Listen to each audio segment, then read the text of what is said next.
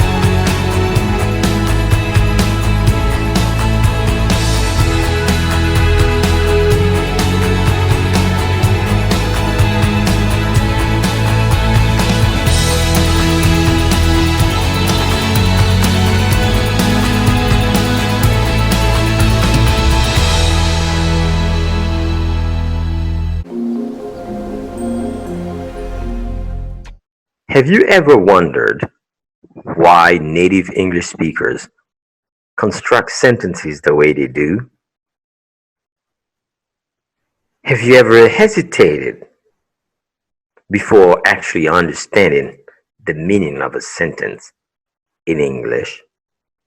Today, we're going to focus a little less on the sounds of English to focus on syntaxes in English, the way native English speakers use tenses, moods, etc., to help you think like them and then read between the lines a little more faster than usual. The sight is what you see. So that's why our course is the sound, sight, and style of American English. So here we go. The sight of American English. Welcome to the sight of American English. Native speakers' use of the 8 parts of English speech. In English, words can only play one of 8 functions. The first one is noun. Second one is pronoun. The third is adjectives. Fourth, verb. Fifth, adverbs. Sixth, preposition. Seventh, conjunctions. And eighth, interjections. Any word in a sentence can only play one of those 8 functions, and some refer to them as parts of speech. There are 8 parts of speech. Now, the 8 classes of functions or parts of speech is a little bit fluid. In Spanish, Portuguese, French, I'm not sure for the other languages. When a word is a verb, usually it stays a verb. Very rarely do they use them in other contexts, like they become a noun or something else. But in English, that's more fluid. It depends on the context. I'm going to give you an example. For example, words can take on more than one class or function in native English sentences. Let's take the word light. Everybody knows it means, what light means. In French, tu vas dire lumière. In Spanish, luz. Okay. I don't know in Portuguese how you say it, because I don't speak Portuguese. But let's take this example. Light. The light in my study room is very bright. So this refers to the noun light. Okay. Next, please light the candles to start the prayer. Here, the same word light plays the role of a verb because it indicates an action or state. Here it's an action. Please light the candles to start the prayer. Light is a verb. And the next one, her hat is of a light shade of blue. Light adds something to shade. It tells me what type of shade. So light here modifies a noun, the noun shade. So anything in a word that modifies a noun is an adjectives because it adds to the noun. So let's take another example to better understand. Let's take the word fast. Here, the word fast means quick. Okay, that's the general meaning for fast. The first example, my father is a fast driver. Fast here, add to the noun driver. It tells me what type of driver my father is. So fast is an adjective. Let's take the next one. My father drives too fast. Fast is an adverb because it adds to the way my father drives. It tells me how he drives. And note also, you have two adverbs here. Too fast. Too adds to the other adverb. So adverbs add to verbs. They also add to other adverbs. And also they add sometimes to adjectives. But primarily, they're called adverbs because they add to verbs. They modify verbs. And the last example, I fast once a month. I fast once a month. Here, fast plays the role of a verb because it says I stop eating or drinking once a month. That's the meaning of the fast when you're in a prayerful mode, or maybe you do it for a diet. There's a lot of fasting diets these days where people stop eating. So fast here is a verb. You still have the same consonant and vowel, fast, F-A-S-T, but here the meaning changes. The sound stays the same. So it's just to show the fluidity of functions in English. That's, I know for sure, is different, in Spanish and French. So let's look at some definitions that may help you sort things out. Because you may have questions. Why do they do this? Why do they do that? Okay, let's look at this. We usually refer to, things that are the same as homonyms, words that are spelled or sound the same with different meanings. Or sometimes we say homograph. These are for words that are spelled the same, but with different sound or meaning. All right, so at the beginning, everything was homonyms. That was a general term used for words with similar something. Later, they have more specific terms. Example, you have homophones. It's for words that sound the same because homo means same, phones mean sounds. Words that sound the same and they may have different spelling, not all the time. And synonym, they have the same meaning or close to. And they may be written or maybe different words, but they have the same meaning. Let's look at an example you'll understand better. Example of synonym, same meaning, fair and impartial. Somebody that's impartial is also fair. They have almost the same meaning, so we say they're synonym. Homonyms, like they have the same sound, they're kind of the same. Like example, you have a lightweight, okay, when something is not heavy, it's light, a lightweight. A street light, when something, the light that gives brightness to the street.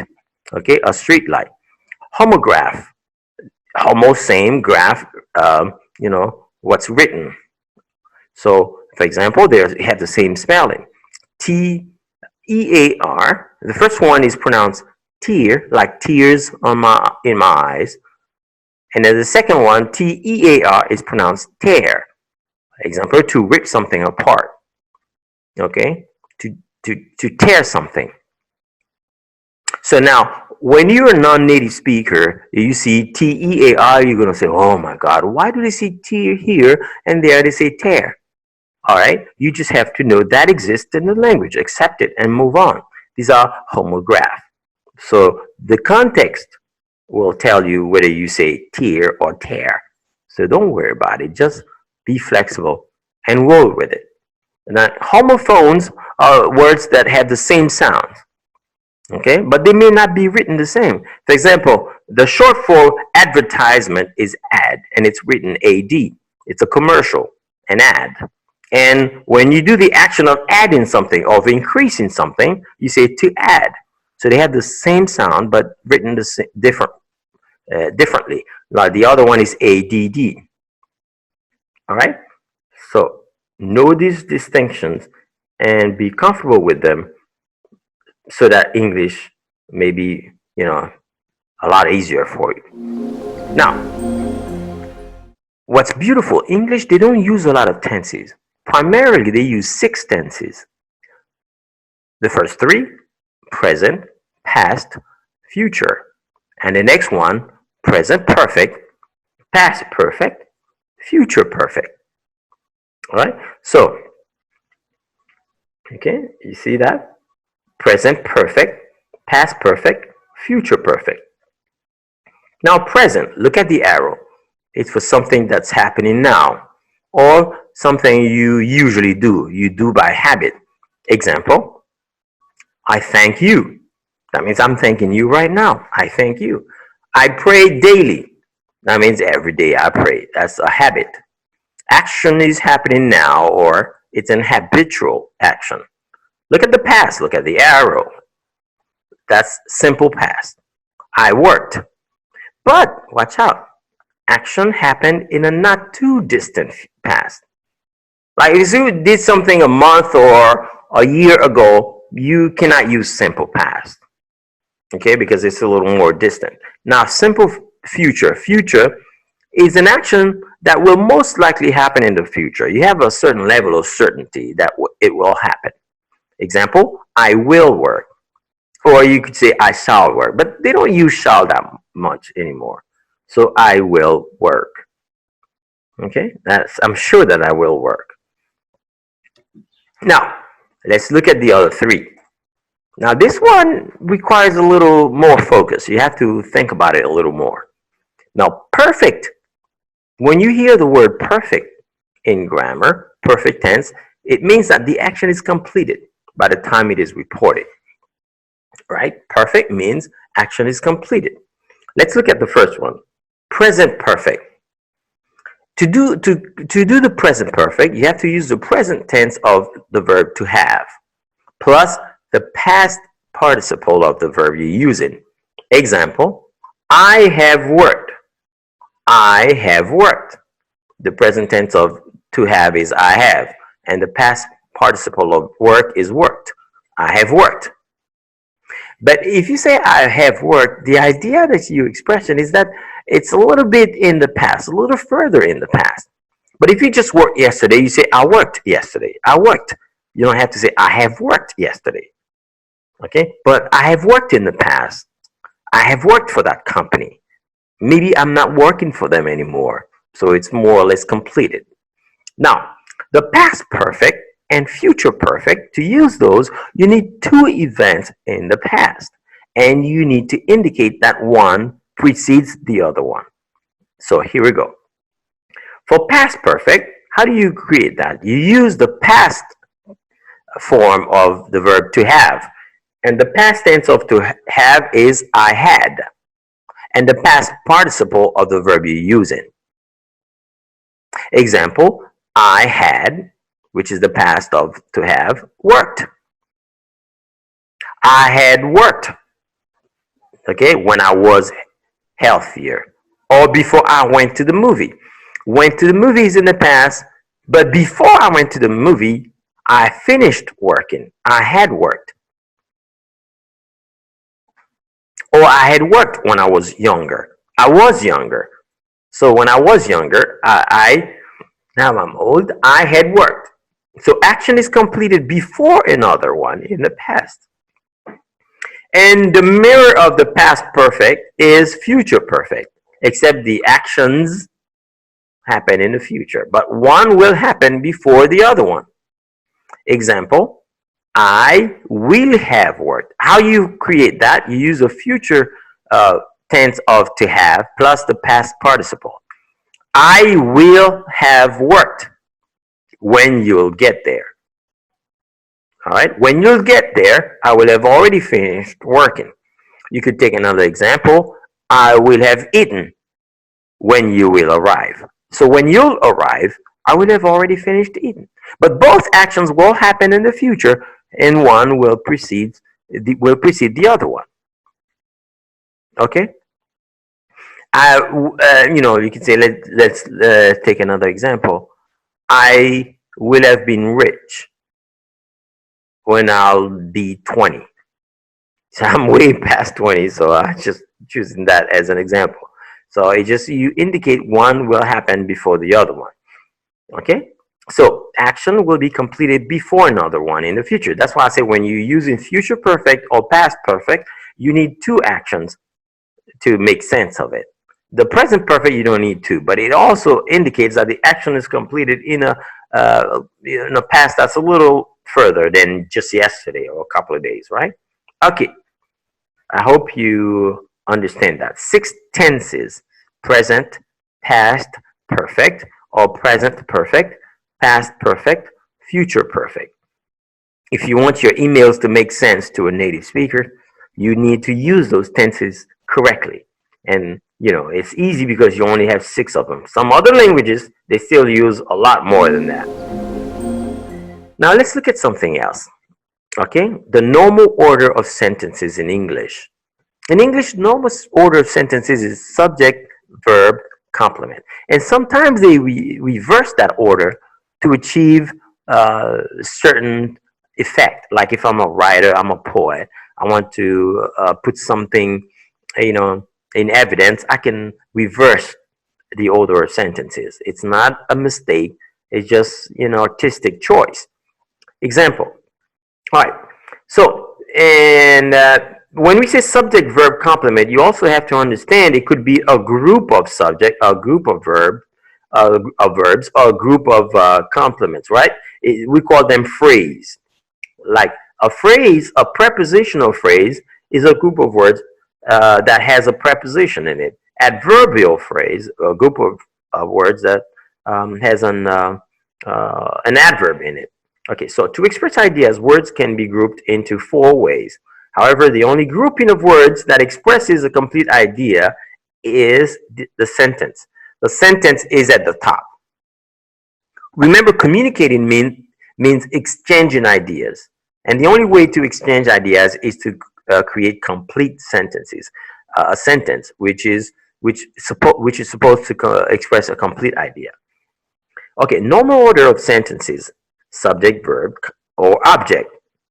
And when you say object, you means complement. Example: the apple was on the table. Okay, the prepositional phrase here is on the table because of the preposition on. Okay, that's the normal order of sentences. Now, if I want to reverse that, you call that inverted order of sentences. Okay, then you're going to have object or phrases, and then plus you have verb and then subject. Example: on the table was the apple.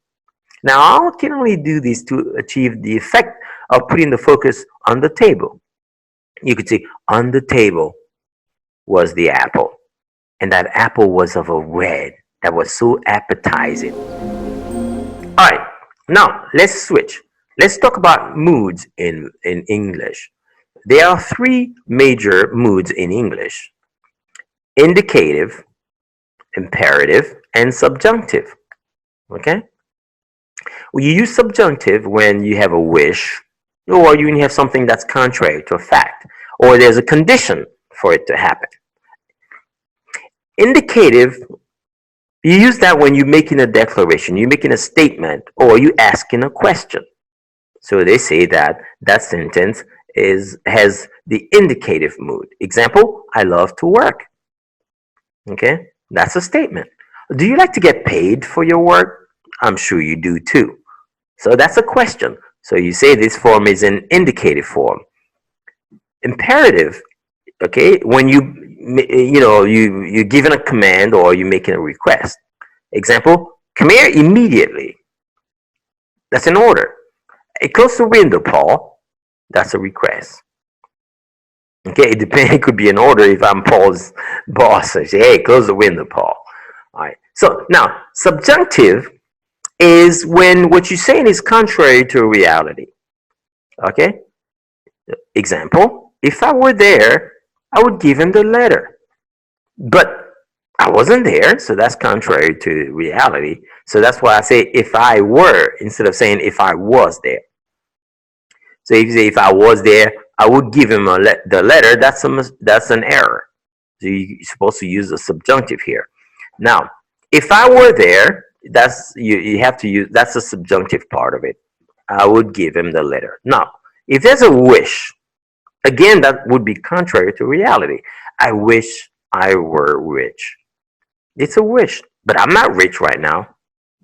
Doesn't mean I can't ever be, but for right now, I'm not. So it's contrary to my current reality. So you use a subjunctive. That's why you say, if I were rich. You're not going to say, if I was rich, because you're not rich. Okay, any condition contrary to fact, you use the subjunctive. So these are the three moods that are mostly used in English. Now, let's look at the main sentence structures.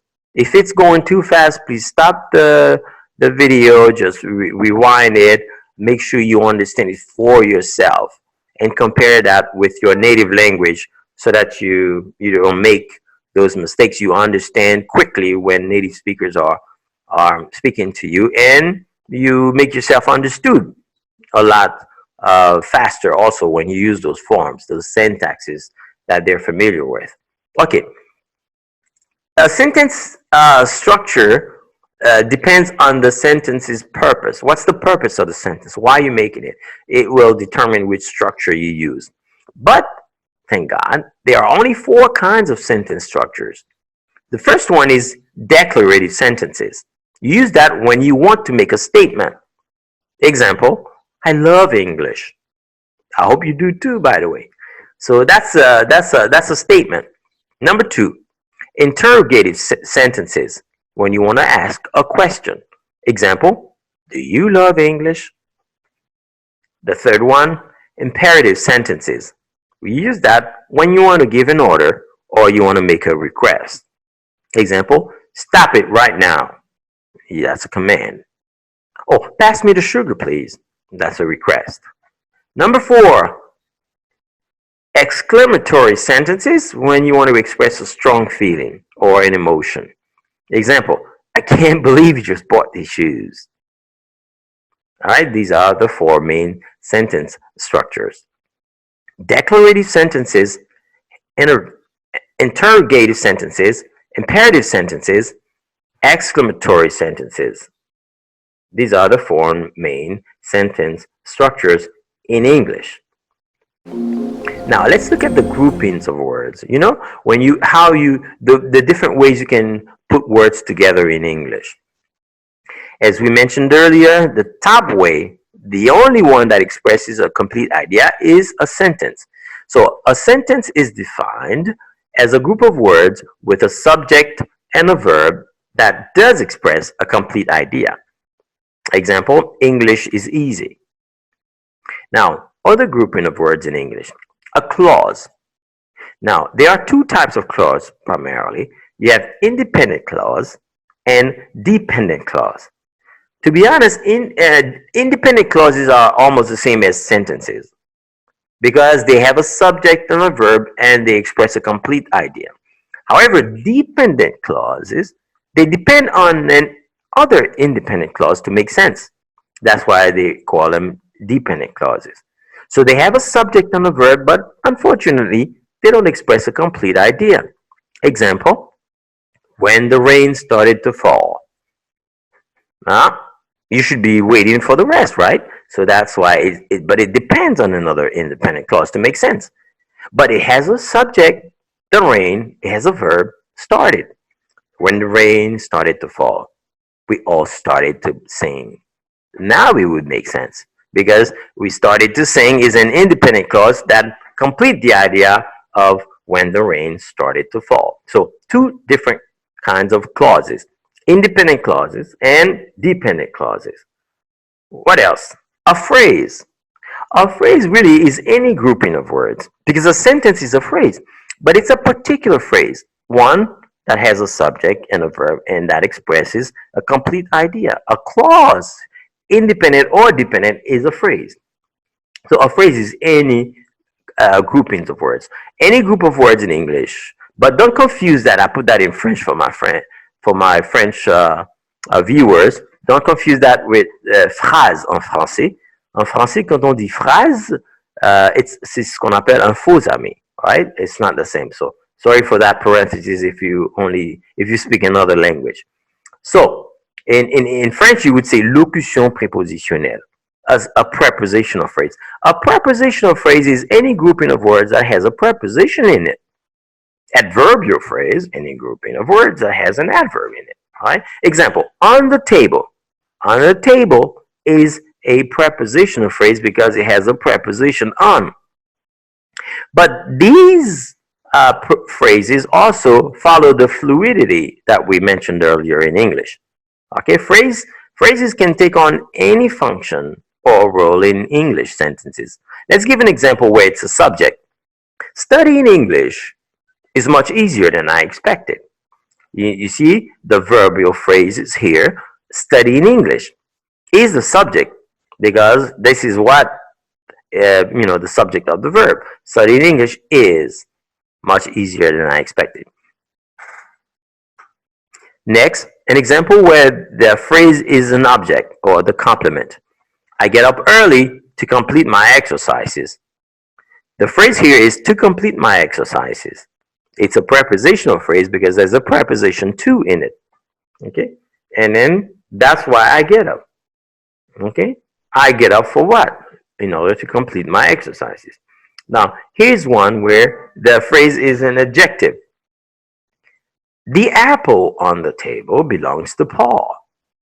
The prepositional phrase here is on the table.